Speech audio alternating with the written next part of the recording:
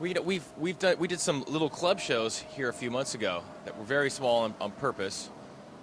There was one in Berlin, one in Paris, and one in London. Can you hear me okay? Fucking planes, dude. For those shows, we took out the barricade. I don't think we can tonight. You know, it's hard when you have bigger shows and there's more kids that are there. They're more concerned for the safety because more people means more potential, problems. So We'd like to do a rock show without any deaths. We think that that'd be great to do a show with no deaths. we should knock on wood here because we've had no fatalities at an Offspring show, ever. And that's good because, that happens to a lot of bands, Yeah, well, can't get my head around who's going to be our next single after Hit That. And, we just really like that song because it's kind of a straight-ahead rock song. And, I think it's powerful and it's catchy and stuff. And it's actually really short. It's only a couple minutes long. And just kind of seemed like it was the kind of song we'd like to put out now. So we shot a video for it a couple weeks ago. It should be out really soon, and I hope everybody likes it. We've been playing it live, and it seems to be going over pretty well live. And I think it's gonna do okay. What do you think, Noodles? I just think it's a kick-ass song, dude. You nailed it with that one. Fuck yeah, I did.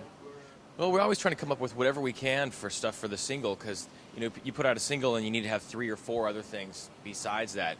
So, and we had a few of those things that we put on the Hit That single, different weird versions of it or whatever.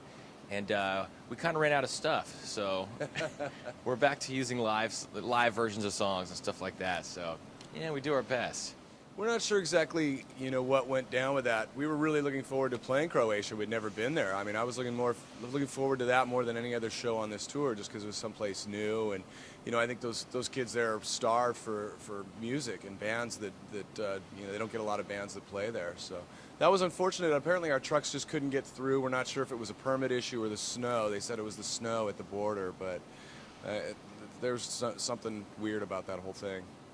Well, as a band, we're not a political band, like maybe Rage Against the Machine and a lot of the older punk bands were definitely political and tried to infuse that in just about everything they did. And we've never been like that as a band. As individuals, we all have strong feelings about what's going on in the world and try to do our best to do what's right. Which situation in America?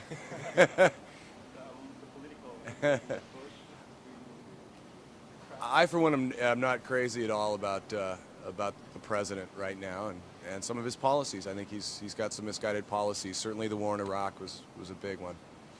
You know what? I guess there's been a lot of things happening while we've been over here that we're not really clued in on. The Janet Jackson thing happened right before we left, and I thought it was kind of, a big nothing. There was a much ado about nothing with Janet Jackson. I haven't heard about the Incubus video being banned, which I think is horrible. They're a great band. I haven't seen the video. I don't know.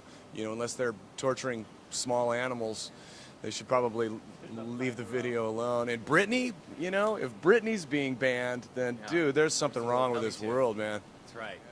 I really, like I said, we've been over here, and I guess there's a lot of things that have been happening over there, with censorship and things like that. But until I get home, I haven't really been clued in on what's going on over there. So, because we can get Britney Spears videos here in Europe. That's why Europe is such a great country. We're like Germany. That was a joke.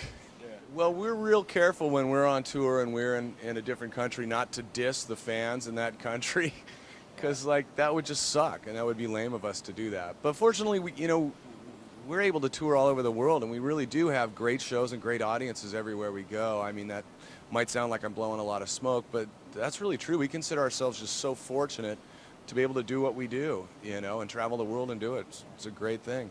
And that being said, we're not above patronizing fans in whatever country we might be in. That's right. We do. We've been playing with this band from, they're all Danish, but I think they all live in L.A. now, called the Horror Pops. They're kind of a psychobilly band and really, really funny and got a lot of shtick going on, and they rock too, so having a lot of fun with that. Yeah, we're planning on coming back this summer to play festivals over here, all over Europe. And maybe even do some of our own shows when there's not festivals happening. But we'll probably be over here for about a month in mid to late summer. August, yeah. I remember the first time we came to Europe, we weren't actually even playing the festival. I think it was the Bazaar Festival. And NoFX was playing. We were supporting them. So we got to go hang out at the festival, and I got to see the bass player from Porno for Pyros piss himself on stage. He was really messed up that day.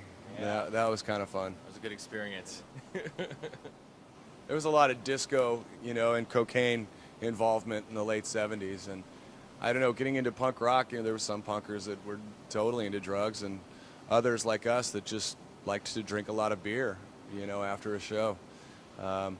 We were never really into the heavy drug scene, and I think that, well, God, I was going to say bands that last don't, but look at some of the longest lasting bands like the Rolling Stones. I don't think those guys ever did drugs. Yeah. That's why they've lasted so long. I honestly don't believe that drug use helps creativity. I think people that are really creative might try to experiment with, different things, i.e. drugs, different lifestyles.